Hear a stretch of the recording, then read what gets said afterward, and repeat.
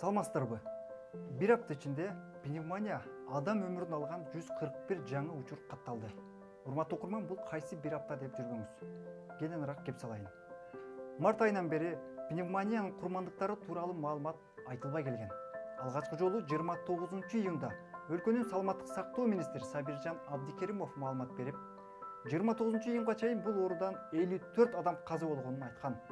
Дал ошол 29-июндан 6-июлга чейин болгон bir hafta гана өттү.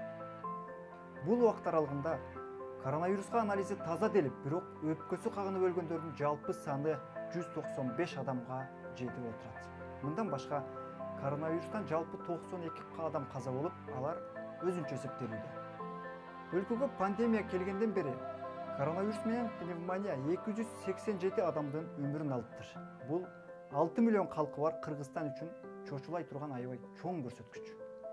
Эмнегедир саламаттык сактоо министрлиги коронавирустан каза болгондор тууралуу өзүнчө, пневмониядан каза болгондор тууралуу өзүнчө маалымат таркатып, элдин башын айлантууда.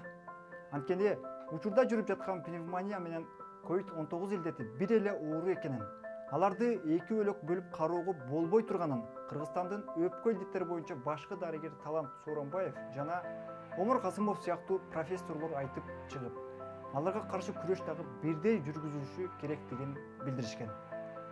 Ошол эле тапта айрым эксперттер менен дарыгерлер коронавируска байланыштуу кырдаал мындан дагы курчуй турганын эскертишүүдө. Өлкөдөгү эпидемиологиялык абал канчалык курчуган сайын өкмөткө болгон сын ошончолук күчөдү. Анткени коомчулук кырдаалды көзөмөлдөй албай калды деп бийликке кине коюп жатат. Мунун дагы чындыгы бар. Бирок бийлик болсо эл илдет жок дегендердин курмандыгы болуп жатканын айтып, күнөөнүн баарын ошолорго оодарышууда. Мында дагы чындыктын үлүшү жок эмес.